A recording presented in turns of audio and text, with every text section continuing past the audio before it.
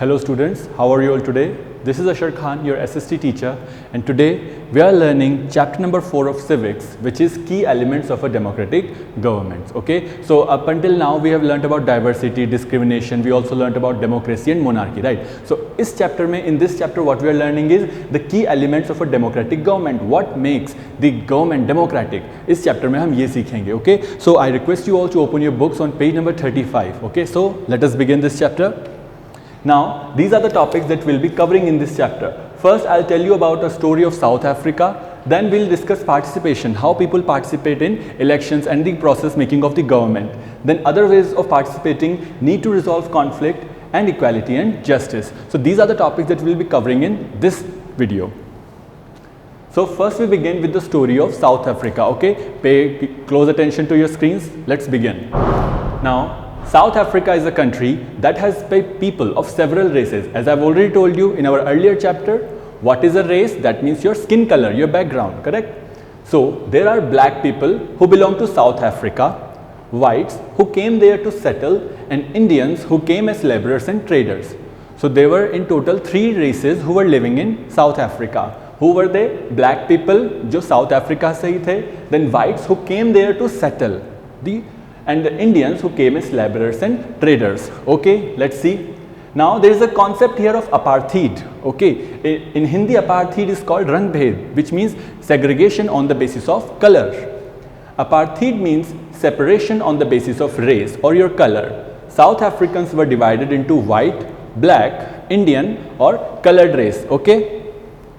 According to the law, these races were not allowed to mingle with each other. They were not supposed to live near each other or even to use common facilities, which means that there was a separation in South Africa on the basis of race. And what was this called?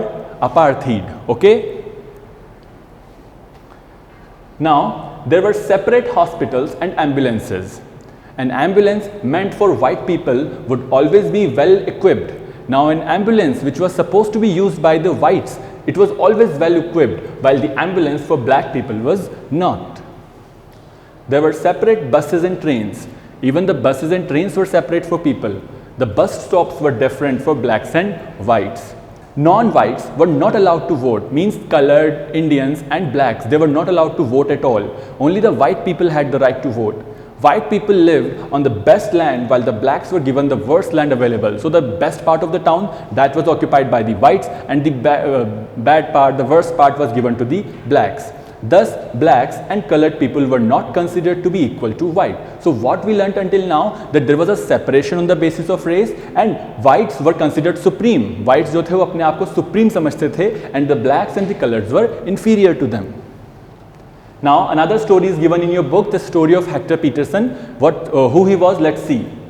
So, one black town was a southwestern township. The name of the town was Soweto. Okay. So, Hector Peterson lived there. He lived in the town Soweto, and he and his classmate joined the protest against learning the Afrikaans language in school. Now, he and his classmate joined a protest. ठीक है? What was the protest against? It was against learning the Afrikaans language in school, which was the language that the whites spoke. So the whites language जो थी वो अब schools में पढ़ा रहे थे, and the students were against it. Hector and other school students were being forced to learn this language, but they wanted to learn their own language, which was Zulu. They did not want to learn Afrikaans, they wanted to learn Zulu, which was their native language. So the South African police beat up the protesters mercilessly and shot at the crowd. One of their bullets killed Hector, and this was on June 1976. See, here you can see how oppressed the people were. Even when they tried to fight against the whites, they were shot at. So the African National Congress led the struggle against apartheid, and their most well-known leader, Nelson Mandela, fought the apartheid system for several years. So the African National Congress, for several years they fought against this system. Finally, they succeeded, and in 1994, South Africa became a democratic country in which all races are considered equal. Finally, after years of fighting, years of struggling, in 1994, South Africa became a democratic country where every race was now considered equal. I hope you understood this. Now, participation. How do we participate in elections? So, first we have a question here. Why do we have regular elections? In your country, regular elections are held. You know that in every 5 years in India, elections are held for the government. Why so? Because through voting in elections, when people vote in elections, they elect leaders to represent them. These representatives take decisions on behalf of the people. Means whoever do we elect, हम जिसको भी elect करते हैं, they take decisions for us. In doing so, it is assumed that they will keep in mind the voices and interests of the people. Means whatever decisions the leaders are taking, they are taking it for us. All governments are elected for fixed period. We say that in a democratic country, the governments are elected for a fixed period. In India, this period is 5 years. Okay, so in every 5 years we have elections. Once elected, government can stay in power only for that period. If they want to continue to be in power, then they have to be re-elected by the people. So after 5 years, the government loses their power, and if they want to come back again in power, then they will have to fight elections again and secure majority votes. Now we'll see other ways of participating. One we saw was the voting system. Okay, एक तो participation क्या हुआ, voting system. अब देखते हैं other ways. What are the other ways apart from voting? So you see, elections are usually held in 5 years. Okay. Besides voting, there are other ways of participating in the process of government. Voting के अलावा there are other ways. People can participate by taking interest in the working of the government and by criticizing it when required. People take interest in how the government is running the country, and whenever required, they criticize it. Means they point out their mistakes. For example, in August 2005, there is an example given here. What happened in August 2005 was, when a particular government increased the charges people had to pay for electricity. Now the government increased the electricity bill. Okay, let's see what happened next. Then people expressed their disapproval sharply. People didn't like it because now they had to pay more money to government. They didn't like it. So they took out rallies and also organized a signature campaign. The government tried to defend its action. The government tried to defend it. They did not want to take this law back. But ultimately, they changed their decision because it is responsible to the people. Why did they change their decision? Because the people wanted it. The government serves the people, not the people who serve the government. Okay, remember that. Now, other ways in which people can express their views are by sit-ins, like dharnas, rallies, strikes, signature campaigns. These are all the different types in which people can participate.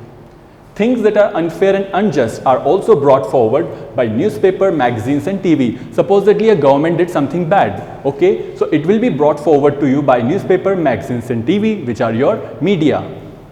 They play a crucial role in discussing government issues and responsibility. Every time, if you have seen the news, you will know that every time a certain law is passed, the media criticizes it heavily, okay?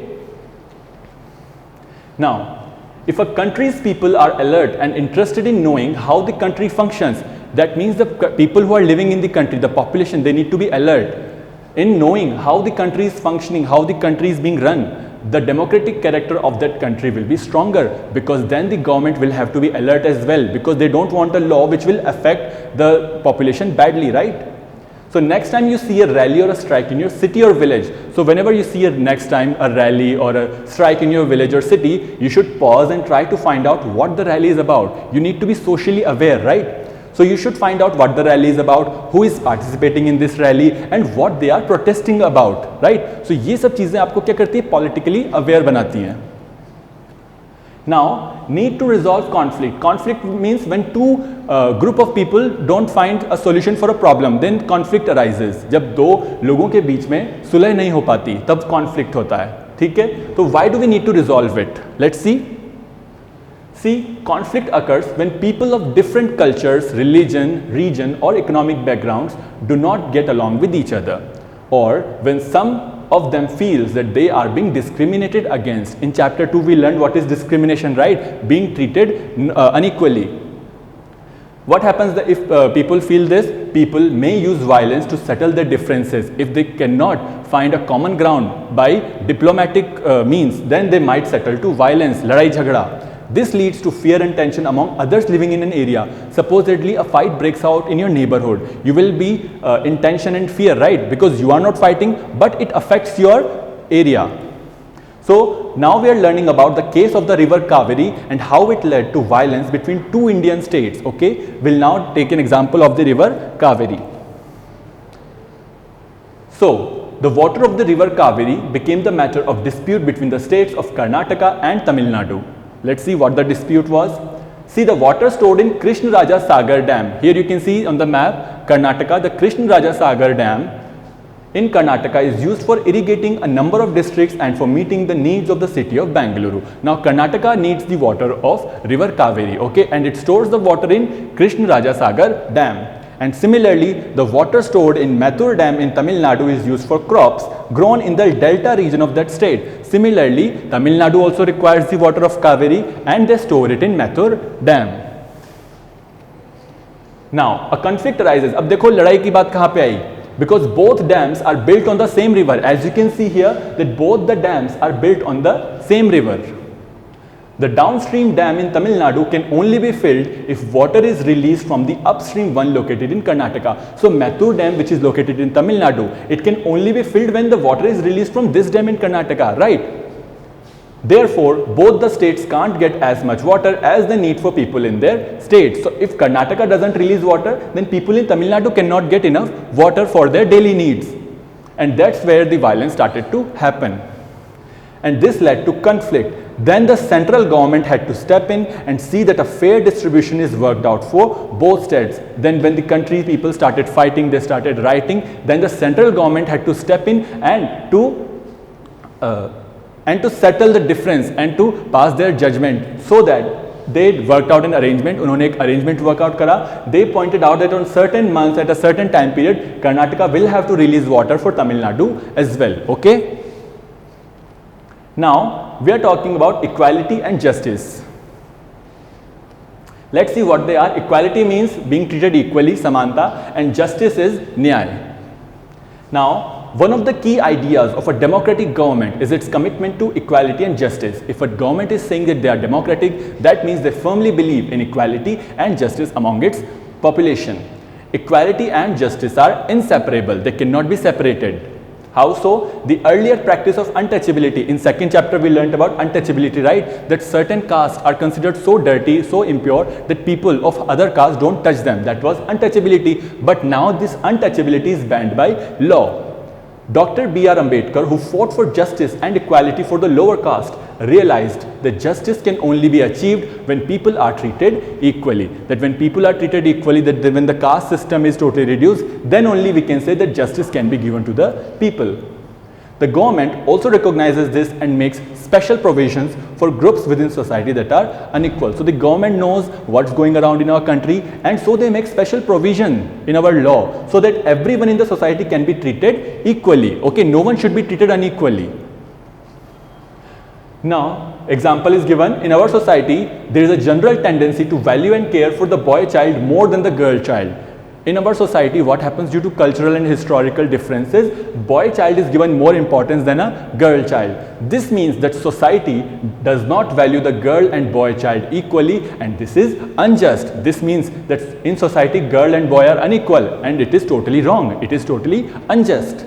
And so the government steps in to promote justice, and then the government steps in, they provide some laws, provide some schemes. Why? By providing special provisions that can enable girls to overcome the injustice that they are subjected to, so that girls should not face this inequality. How it is possible that fees for girls might be waived or lowered in government schools or colleges. To encourage parents to send their daughters to schools, they waive the fees off, means the entire fees is waived off or lowered in government schools or colleges. I'm sure you have heard of that slogan, Beti Bachao, Beti Padhao, right? What does that mean? It means that you should encourage girl education as well, okay? And that was it for this chapter, student. I hope you all learnt well. Thank you so much. If you have any doubts regarding this chapter, we will discuss it in our live doubt class. Until then, goodbye.